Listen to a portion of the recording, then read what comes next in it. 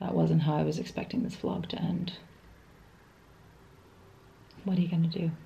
Hi guys, welcome back to my channel. We are up on the mountain today at a place called Bruni and doing some skiing and some sledging. Patrick just started ski school, so I'm gonna go watch that. If you are new to my channel, hello, my name is Eileen. I am an American expat living in Switzerland, sharing all things expat life while also giving you insight into our journey to try to have a second child. I'm excited to have you guys with me this weekend. Got off to a rocky start. I had a bit of a moment last night.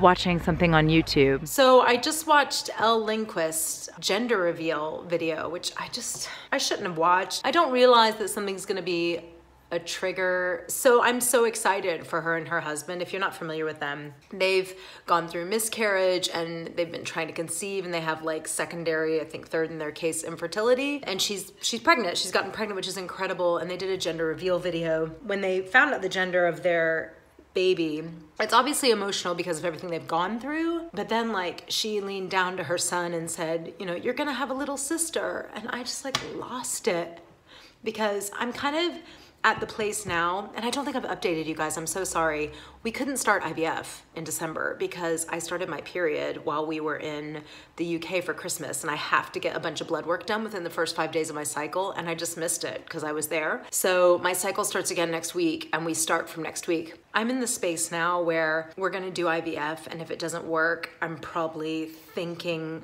I'm ready to just start moving on with our lives as a family of 3. I think that's where I am. That could change. It changes with the weather. But like hearing her say that to her son, just like, I was like, that might not happen. I might not be able to say to Patrick that he's gonna have a little brother or little sister. And that makes me so upset, because right now, Patrick's going through this phase where he's obsessed with babies. He's like, Mommy, how long does it take a baby to grow? He has these stuffed animals every night before bed. He says, you put one in your tummy and I'll put one in my tummy, and they'll be our babies. And obviously I don't get emotional when he's doing it. I play along. And he's like, you know, will a baby come live with us? Today when we were out skiing with some friends, my friend has a son that's Patrick's age and a daughter who's coming up on being a year old. And Patrick was like stroking her hand, and then he turned around and like made like a loud noise, and he's like, I did that facing away from the baby because I didn't want to scare her. Like, I just know he'd be such an incredible big brother. And I'm just having a moment. Having a moment. Normally I would numb this with wine, but I'm not drinking this month, so I'm gonna feel it, and then I'm gonna get on with my risotto that I'm making. I probably need to stir those onions. But anyway, so just wanted to share that with you guys, because gotta keep it real for all those out there going through this. It ain't all rainbows and butterflies. It ain't all happy videos. It's a mix. And hopefully I'll have a happy video soon. And I promise I'll continue using a spoon as a microphone. That makes no sense. We gotta just brush it off. Brush off all that sad stuff. Hey, you're gonna have moments like that, and that's okay. Now Saturday's off to an awesome start, and let's have some fun at Bruni.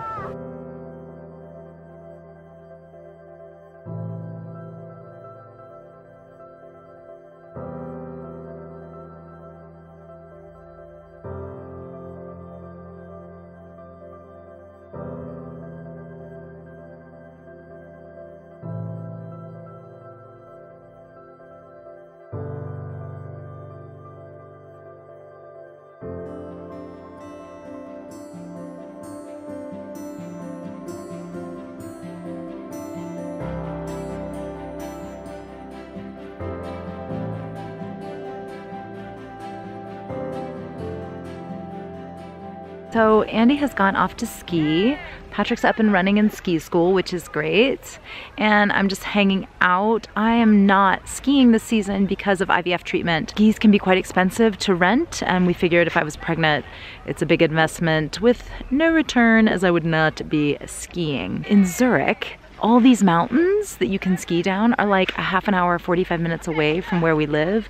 So it's pretty standard that on the weekends, people in Zurich or in most areas of Switzerland are finding a mountain and they're skiing. A difference between the US and Europe, I would say, specifically Switzerland, is that most people ski. You get people that snowboard, but skiing's kind of the pastime.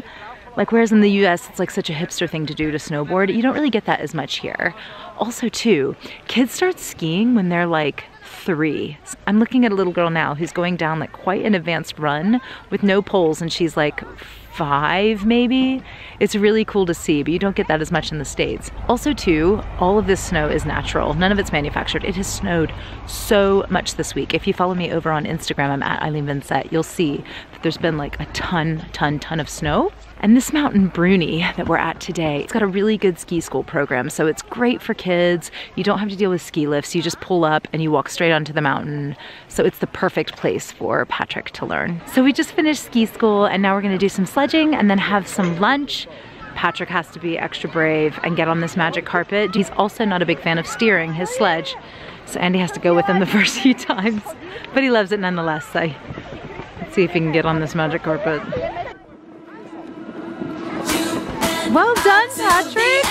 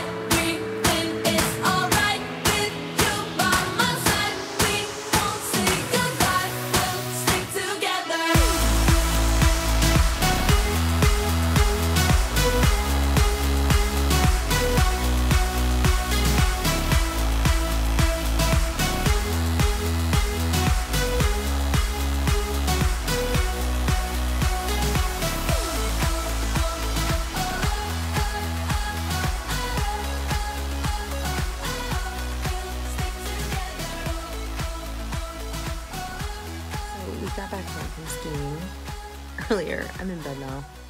It's late at night. We just hung out the rest of the day. And this is Tang.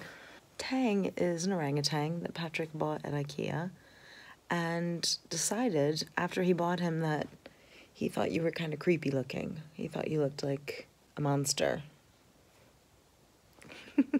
So he's decided that Tang should come live in the room with us.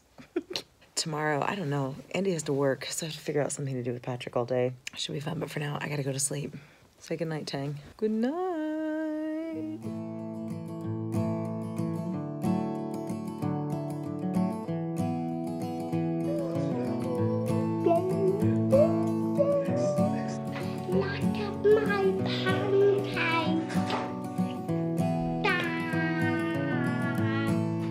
Morning, guys. So we've had breakfast. Today is such a gloomy, rainy, gross day. So Patrick and I are inside. It's gonna be a day of making and creating up in here. Okay, so what we need to do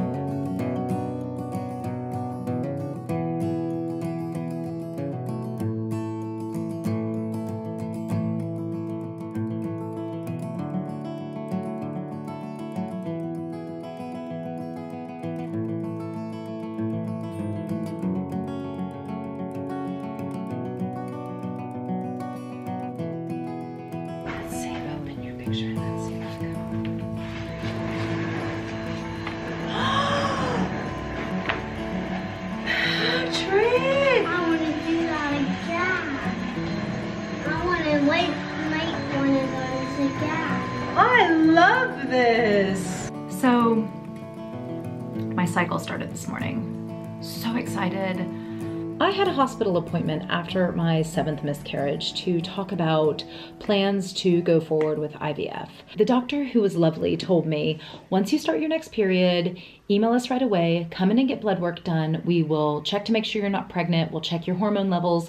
And then from there, we'll let you start having hormone injections to kick off IVF, do the egg extraction or whatever, and we'll go from there.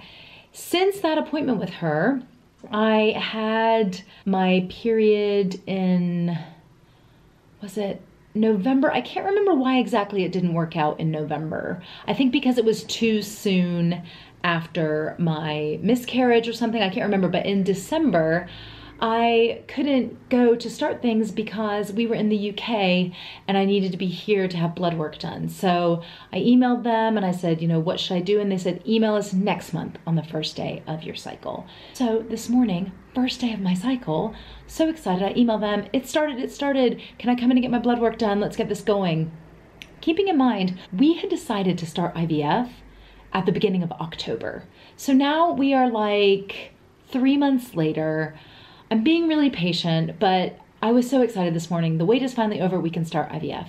I email them. A few hours later, they email me back and they're like, unfortunately, we cannot do your blood work until Andy comes in and contributes his part of the pie so that we can test his sperm to make sure everything's okay to move forward. The last 3 weeks that we've been in Zurich, Andy could have been going in to have this test, but nobody told me that that needed to happen before I started my period. So obviously I was upset. I emailed them back and said, okay, well, can he get an appointment in the next 2 days? Because I know you need to see me in the first 5 days of my cycle. Forward him the number, have him call. I just got a text from Andy saying, I've got an appointment at the end of the month, but I'm so sorry, we have to wait another month.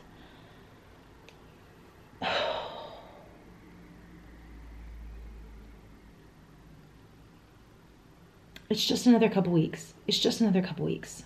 I should not be having the reaction that I'm having. But at the same time, I've said in videos before, I just want to do this, or I want to put all of this behind me and move on with my life. Now we're stretching it another month, so I won't start until February. And then let's say I get pregnant and I miscarry again. And then we have to do another round and another round. Like, how much longer is this going to go on? I'm so angry. I'm so angry that they did not clearly tell me what needed to happen before I start. I have emails and emails of them saying, email us the first day of your next cycle and we'll get started. I was picturing, okay, so if I get pregnant this month, I would have a baby in October. Great, I'll hopefully have a baby before I turn 40. Now I'm gonna be 55 years old when I have a kid. I am so irrational right now. I just see red. It's just red. I'm so angry. I need to get some perspective. I need to get perspective. I need to get perspective. But right now I'm having a moment and I'm angry, and that's okay. Sometimes you get angry with these things. If you're out there and you ever get really pissed off, this is the video for you.